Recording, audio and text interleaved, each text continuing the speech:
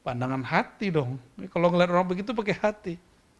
Ini Buya Asfi kan sekali kadang-kadang ingin bertanya tentang seorang guru kan, tau-tau ngeliat dua sosok kan. Ya, kawan kita juga ada yang begitu, ditunggu-tungguin di toilet, nggak keluar-keluar, tau-tau udah jadi imam. Kejadian itu. Ini saksinya ada, ya kan? Ente kan waktu itu ada ya? Allahumma sholli ala sayyidina Muhammad wa ala sayyidina. Mumpung orangnya sudah wafat, Hadratus Syekh itu, kayak Ahmad Jiyadi Al-Qadiri Naqsyabandi Al-Khadiri Al-Muhammadi. Beliau itu dilihat sama orang masih ngobrol-ngobrol depan masjid. Disapa sama orang, Ji, sholat ya terus. Tahu-tahu yang di dalam yang takbir, kan waktu itu lagi komat tuh. Yang takbir jadi imam itu orang yang disapa tadi. Bingung loh, ini siapa ya. Maka jangan coba-coba syak dengan seorang kekasih Allah SWT.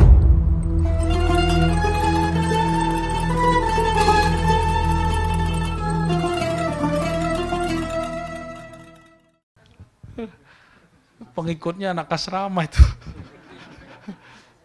Khalifahnya Dawami.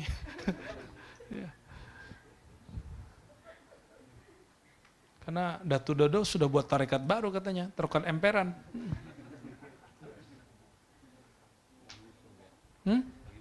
Lagi wusul dia. Ya. Itu natijah wusul itu. Semoga Allah sembuhkan ya Dato ya. Waqad qala ba'du sahabati li Rasulillah sallallahu alaihi wasallam ya. Seorang sahabat memohon kepada baginda sallallahu alaihi wasallam. Ini pernah kita bahas sebelumnya ya. As'aluka murafaqataka fil jannah. Aku memohon. Jadi Nabi ngomong begini kepada dia, Sal, mintalah. Apa permohonanmu? Antum kalau digituin Nabi mintanya mesti macam-macam. Ya, kira-kira kalau Dawami disuruh gitu apa?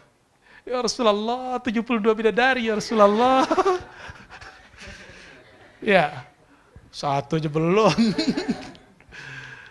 Apa? Habib, apa Habib kalau minta digituin sama Rasulullah? Insyaallah. Sahabat ini udah ngerti makrifat ya. Apa kata beliau? Ya Rasulullah, as'aluka murafaqataka fil jannah. Yang aku mohon kepada engkau, tolong jangan jadikan aku terpisah dari engkau sampai surga. Ya. Lalu Rasulullah SAW, walaupun orang ini sudah dijamin, Nabi kasih thariqah, kasih wirid, dan itu gak boleh ditinggalin. A'inni ala nafsika bikasratis sujud, ini kasih thariqah, ini kasih wirid. Tolonglah aku supaya mewujudkan permohonanmu dengan banyak-banyak sujud. Sujud di situ bisa artinya zikir, bisa artinya wiridan, bisa artinya suluk dan lain sebagainya. Karena kata sujud di Quran ada artinya sholat ya. Tuh, selevel Nabi SAW, bab hakikat, nggak ada orang Nabi ngomong gini, udah tenang, surga mah aneh punya. Ente tenang ente. Nabi masih kasih thariqah. Kan bisa kasih thariqah. Biyadi mafatihul jannah. Nabi kan ngomong begitu, di tanganku ada kunci-kunci surga. Banyak loh kunci surga itu. Banyak kunci surga itu.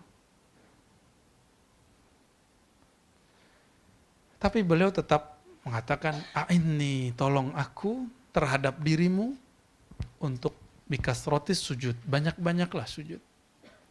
Falam yujibhu sallallahu alaihi wasallam. Nabi nggak langsung jawab, oke, gitu. Sehingga sahabat ini kemudian menggampang-gampangkan. Ya.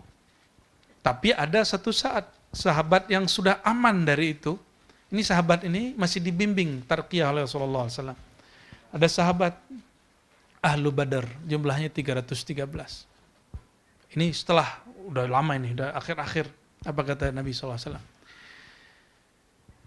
If'alu ma syi'tum fa innallaha qad ghafara lakum. Lakukanlah, berbuatlah sesukamu.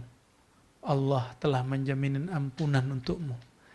Siapa yang disebut Ahlu Badar? Abu Bakar, Umar, Utsman di 10 Badar, tapi beliau tugasnya jaga anak Nabi karena lagi sakit. Jadi orang perang itu nggak mesti perang. Dia melakukan tugas yang disuruh oleh panglima perang. Itu yang disebut orang yang perang. Ini dalilnya. Maka antum itu nggak mesti jadi orang khidmat tarekat itu kemudian dengan satu model.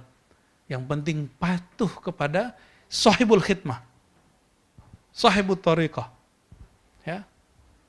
Akhirnya beliau sallallahu alaihi wasallam mengalamkan kalimat hakikat ini. Ini kalimat hakikat ini. Udah suka-suka kalian. Kenapa? Allah pasti ampuni kalian. Lalu Ahlu Badar itu siapa? Dijawab oleh Syekh Abdul Qadir Jilani. Haqaiqul awliya anbiya. Hakikatnya para wali itu, hakikatnya Ahlu Badar itu pewaris nur 313 para nabi. Maka batin mereka mahfuz. Zahir mereka tidak.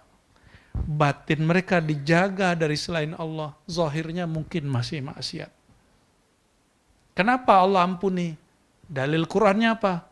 Yaghfiru ma duna dzalik. Selain syirik Allah ampuni, benar enggak?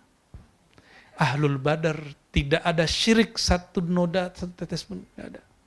Itu Ahlul Badar.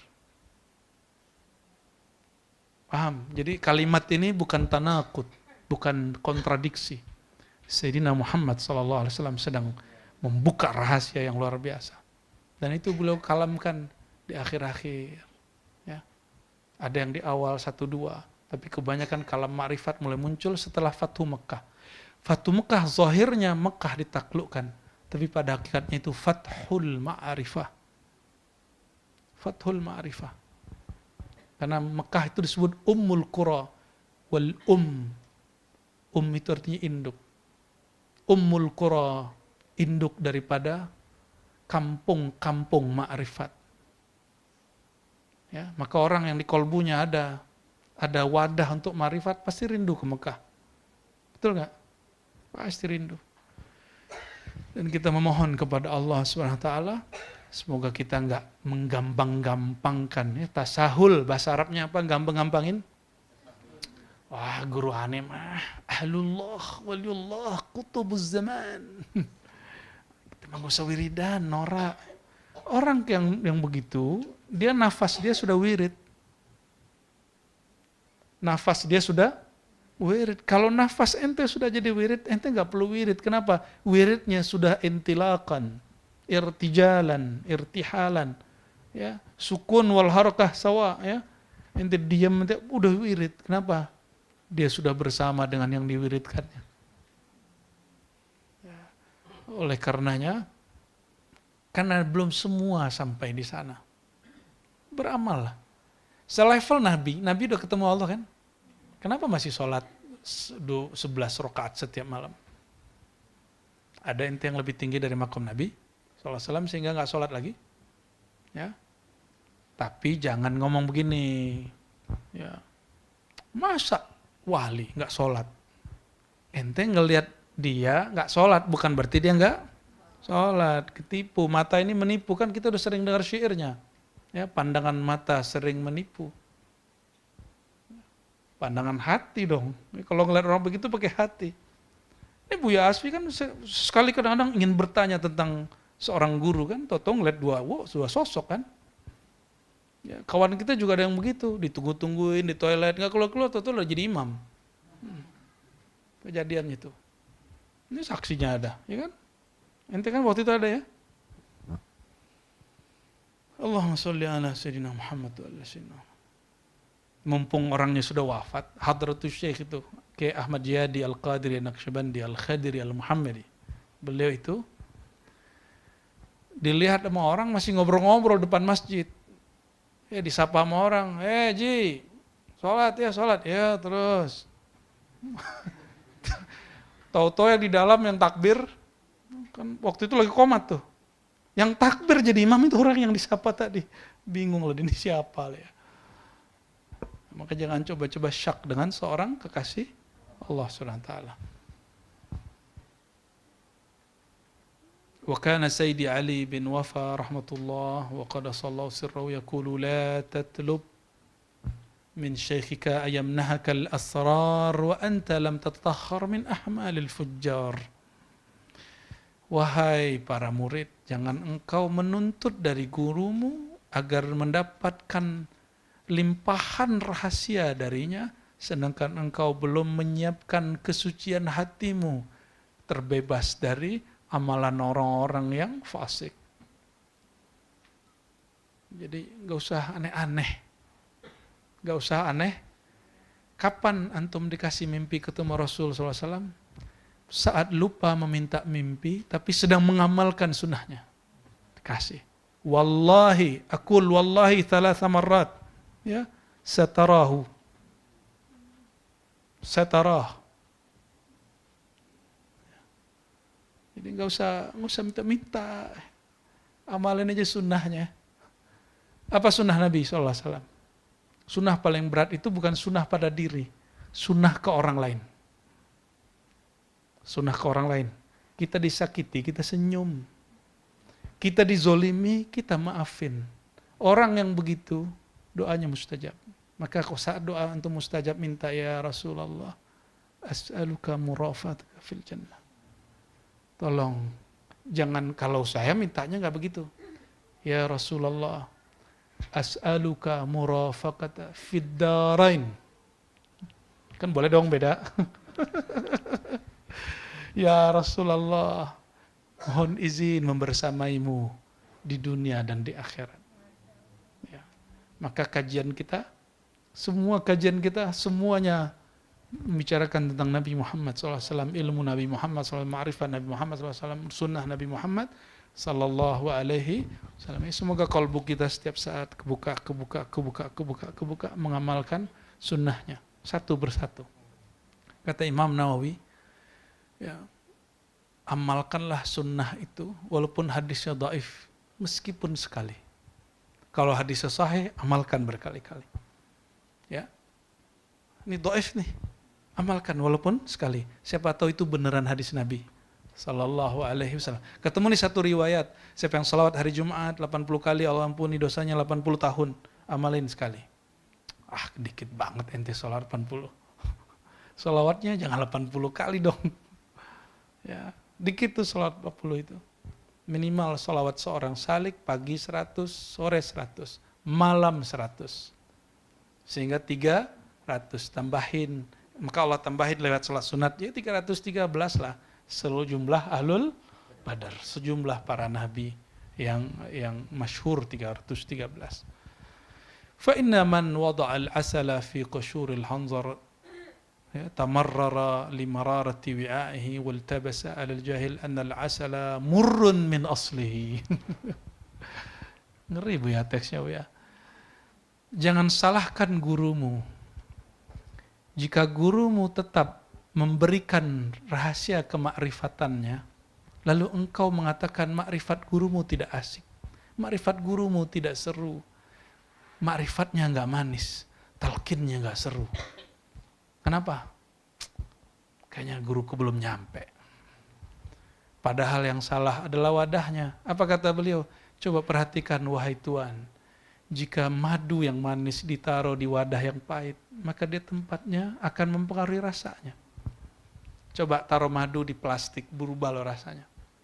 Taruh madu di kaca, lebih enak rasanya. Benar nggak? Orang kalau dulu buat tape, nggak boleh ada yang bau-bau dekatnya. Karena itu pasti baunya nyimpen di situ. Dia masuk ke situ. Jangan salahkan. Tapi nanti akibatnya apa? Ini kita ngotot. Nah, nanti baca kitab Al-Ibriz, Abdul Aziz Dabbagh. Satu jilid ini. Dia tafsir isyarinya bagus. Dan di situ ada tentang nama tinggi dan nama rendah. Yang kita sebut nama ruh. Itu kan istilah aja. Asma' ulia, asma' sufla. Beliau punya kitab judulnya apa? Al-Ibriz. Di situ dikisahkanlah tentang orang-orang yang minta asrar gurunya sebelum saatnya. Ada yang mati, ada yang tazandaka, zindik, ada yang tafassaka, ada yang murtad. Nah, muridnya langsung ngomong ini, sepertinya guruku kurang makomnya. Kenapa? Aneh udah amalin tapi nggak ada efeknya. Ya, Aneh udah amalin tapi nggak ada efeknya. Nah, itu terjadi. Ya. Inilah rahasia kenapa kalau mutalkin dianjurkan beramal 40 hari ya Hayyu ya Qayyum. Karena antum siap nggak siap, 40 hari kalau sudah disiapin, insya Allah kalbunya bisa nerima talkin. Kecuali himmah gurunya kuat. 1 detik dia pandang antum, dia kalamkan, itu bisa langsung bersih kalbunya. Kalau himmahnya lagi kuat, kalau himmahnya lagi nggak kuat, dia lagi males, namanya guru sahibul ahwal wal maqamat, ahwalnya lagi nggak datang, dia bisa dipaksa. Ya. Itu rahasianya kenapa kemudian di torikot itu, torikoh itu sudah jelas ininya, tahapan-tahapan. Jadi torikot itu ilmiah sekali. Hakikat sudah mulai kemudian dia kaedah-kaedah, tapi sudah mulai tidak beraturan. Dia kaedahnya begitu aja. Nggak jelas mana permulaan dan mana akhiran. Itu ilmu hakikat. Ilmu hakikat gitu ya. Awaluhu akhiruhu akhiruhu awaluhu. Awalnya hakikat, akhirnya hakikat. Jadi di hakikat tuh nggak ada pemula dan akhir. Semua sama itu. Tapi torikot tuh ada tahapan. Inilah tahapan yang Nabi ajarkan. Wahai sahabatku, ya, bantulah aku terhadap doamu itu dengan cara banyak sujud. Nah itu torikohnya. Maka orang ini sujud, sholatnya setiap hari nggak kebayang berapa.